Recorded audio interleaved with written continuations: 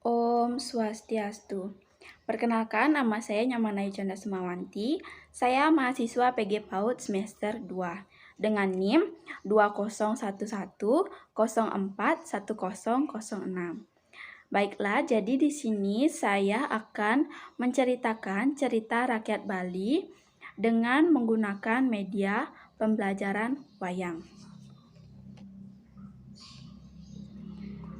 Baiklah, langsung saja. Pada zaman dahulu kala, di Bali lahirlah seorang bayi laki-laki dari sepasang suami istri yang telah lama tidak memiliki keturunan. Bayi itu tumbuh menjadi pemuda yang berbadan besar dan bertenaga kuat. Orang-orang memanggilnya Kebo Iwa, yang artinya paman kerbau. Ia dinamai seperti itu karena ia makan seperti kerbau. Once upon a time in Bali, baby boy was born from a husband and wife who had no children for a long time. The baby grew into a large and powerful young man. People call him Kebo Iwa, which means Uncle Buffalo. It is named like that because it is like a buffalo.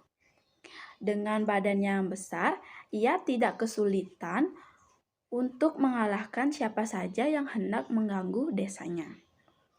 Para warga sayang padanya, meskipun badannya yang besar, hatinya baik dan suka menolong.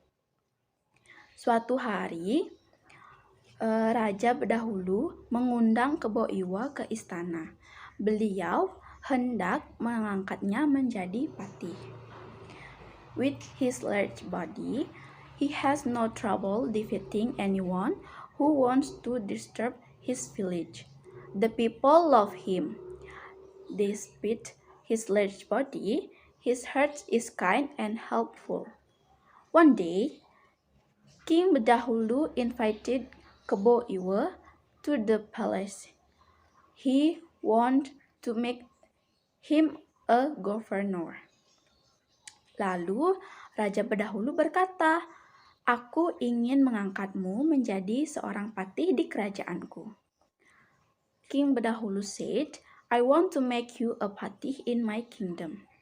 Kebo Iwa sangat tersanjung dan ia berkata, Kebo Iwa was very flattered and he said, "Hamba akan mengabdikan hidup untuk menjaga kerajaan. Selama hamba masih bernafas, Pulau Bali ini tak akan pernah dikuasai oleh siapapun." Kebo Iwa said, "I will devote my life to guarding the kingdom. As long as I'm still breathing, this island of Bali will never be controlled by anyone." Sejak saat itu, kerajaan Majapahit yang selalu menyerang Bali tak bisa lagi mengganggu. Sedangkan di Pulau Jawa, patih kerajaan Majapahit yang bernama Gajah Mada memang bertekad untuk menyatukan Nusantara. Patih Gajah Mada mulai bingung, semua serangannya ke Bali selalu gagal. Ia berusaha keras mencari cara untuk menguasai Pulau Bali. Akhirnya, ia mendatangi Raja Bedahulu. Dan Gajah Mada pun berkata, "Kami dari kerajaan Majapahit tak akan menyerang Pulau Bali. Kami ingin bersahabat saja dengan rakyat Bali." Since then, the Majapahit kingdom, which always attacked Bali, could no longer interfere. While on the island of Java, the governor of the Majapahit kingdom named Gajah Mada was determined to unite the archipelago. Patih Gajah Mada began to be confused. All attacks on Bali failed. He tried hard to find a way to control the island of Bali. Finally, he came to the king of Bedahulu. And Gajah Mada said, "We from the Majapahit kingdom will no longer attack the island of Bali. We just want to be friends with the Balinese people." Raja Bedahulu dan Patih Kebo Iwa percaya pada ucapan Patih Gajah Mada. Setelah mereka mengadakan perdamaian, Patih Kebo Iwa diundang pada jamuan makan siang. Setibanya di Majapahit, Kebo Iwa disambut dengan meriah. Kebo Iwa lalu dijamu makan siang. Seperti biasa, Kebo Iwa makan banyak sekali. King Bedahulu and Patih Kebo Iwa believe in the words of Patih Gajah Mada. After they made peace, Patih Gajah Mada was invited to lunch. Arriving at Majapahit, Kebo Iwa was greeted with great fanfare. Kebo Iwa was then treated to lunch. As usual, Kebo Iwa ate a lot. Dan Gajah Mada bertanya, Patih Kebo Iwa, sepertinya hubungan kita sudah lebih baik, bukankah begitu? Kebo Iwa menjawab, ya memang lebih baik hidup damai daripada terus berperang. Lalu Gajah Mada menjawab lagi, jika begitu, maukah kau membantu kami? Apa itu? Saat ini kerajaan kami sedang kekurangan air. Maukah kau menggali sumur raksasa untuk kami? Dengan tenagamu yang kuat, tentu mudah sekali menggalinya, bukan? Kebo Iwa dengan senang hati mengangguk dan berkata, aku akan membantu kalian. Gajah Mada asked Patih Kebo Iwa, it looks like our relationship. It's getting better, don't you think? Kebo Iwa said, yes, it is better to live in peace to continue to fight. Gajah Mada said, if so, will you help us? Kebo Iwa said, what is? And Gajah Mada said, right now our kingdom is running out of water. Will you dig again? Well, for us, with your strong energy, it will be easy to dig it out, right? Kebo Iwa helpfully nodded and say, I will help you. Keesokan harinya, Kebo Iwa mulai bekerja. Agak aneh karena ada banyak pasukan Majapahit mengelilinginya. Mereka seolah siap menunggu perintah. Kebo Iwa tak curiga. Ia terus menggali sumur. Dalam waktu singkat, ia terus menggali sangat dalam.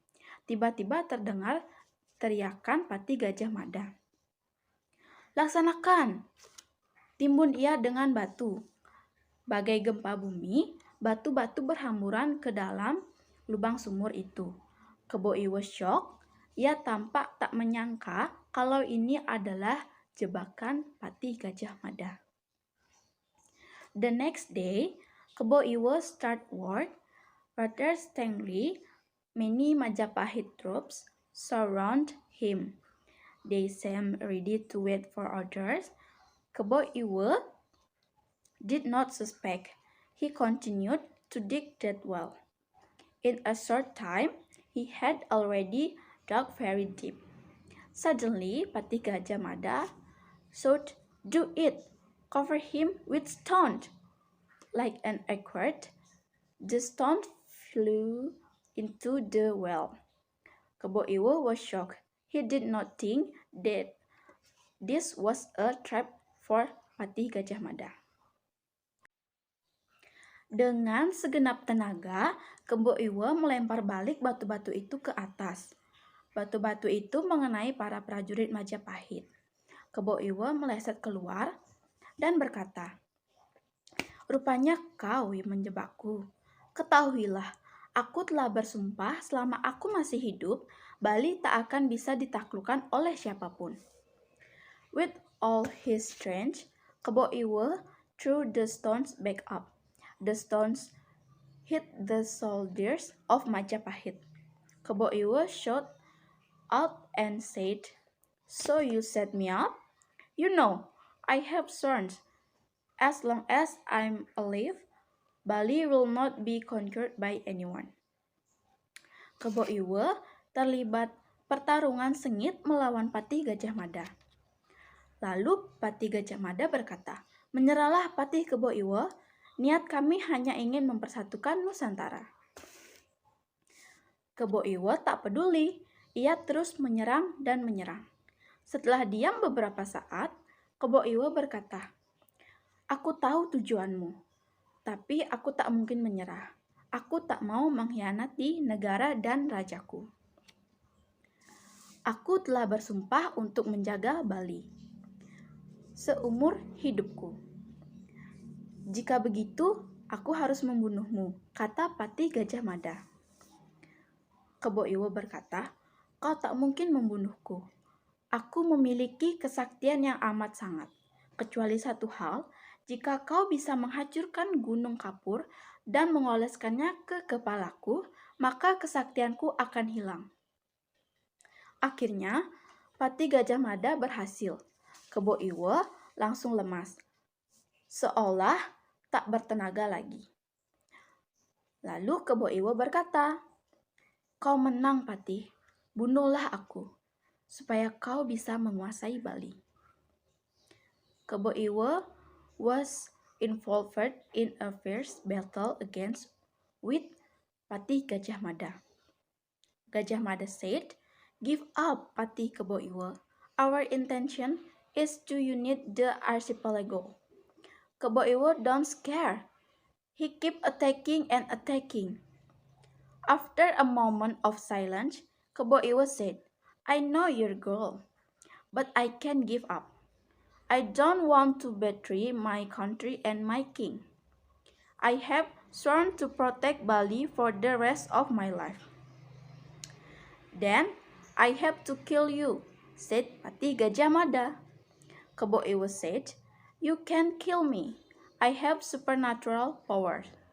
Except for one thing, if you can crush a limestone mountain and rub it on my head, then my magic will be lost." Finally, Patih Gajah Mada sukses. Kebo Iwo immediately went limp, as if he had no energy. Kebo Iwo said, "You won, Patih. Kill me, so you can rule Bali." Patih Gajah Mada ragu. Ia tak mungkin membunuh orang yang sudah tak berdaya. Tapi Kebo Iwo terus mendesak dan berkata, "Ingat cita-citamu. Kematianku akan membawa kebaikan bagi kita semua." Dengan terpaksa, Patih Gajah Mada mengancapkan kerisnya ke tubuh Kebo Iwo. Ia kagum akan jiwa kesatria Kebo Iwo yang rela berkorban demi tujuan yang mulia. Akhirnya Kebo Iwo menghembuskan nafas terakhirnya. Sebelum ia meninggal, ia sempat berucap, "Semoga dengan kematianku, Nusantara dapat bersatu. Tak ada lagi peperangan dan perpecahan." Patih Gajah Mada menjawab, "Aku berjanji akan mewujudkan persatuan Nusantara. Yakinlah, kematianmu tidak akan sia-sia." Akhirnya Bali pun kehilangan putra terbaiknya. Kerajaan Majapahit menaklukkan Bali dengan mudah. Namun, sesuai janji Patih Gajah Mada pada Kebo Iwo, niatnya memang murni untuk menyatukan Nusantara, bukan untuk menjajah atau menyengsarakan rakyat Bali. Patih Gajah Mada hesitated. He could possibly kill someone who was already helpless. But Kebo Iwo continued to insist and said, "Remember your dream. My dad will be God for all of us."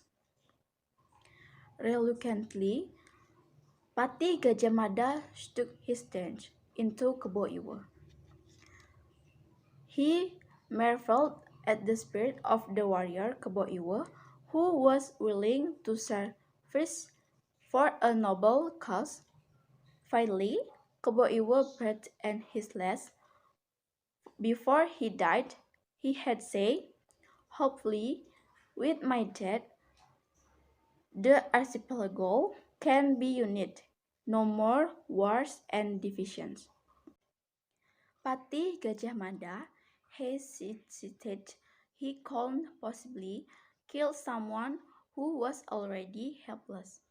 But Kebo Iwo continued to insist and said, "Remember your dream. My dad will be God for all of us." Reluctantly, Patih Gajah Mada took his danger into Kebo Iwo's body. He marveled at the spirit of the warrior, Kebo Iwo, who has willing to service for a noble cause. Finally, Kebo Iwo breathed his last. Before he died, he had said, "Hopefully, with my death, the archipelago can be united. No more wars and divisions." Patih Gajah Mada replied, "I promise to realize the unity of the archipelago. Rest assured, your death will not be in vain." Finally, Bali lost its Binson. The Majapahit kingdom conquered Bali easily. However, according to Patih Gajah Mada promise to Kebo Iwo, his intention was purely to unite the archipelago, not to colonize or make the people of Bali miserable. The end, selesai. Jadi itu tadi cerita rakyat Bali yang berjudul Kebo Iwo adalah Putra Bali. Sekian yang dapat saya sampaikan. Saya mohon maaf jika ada kesalahan kata, dan saya mohon maaf juga jika ada kekurangan dalam penyampaian cerita rakyat Bali yang saya ceritakan tadi. Saya tutup dengan Parame Santi. Om Santi Santi Santi Om. Terima kasih.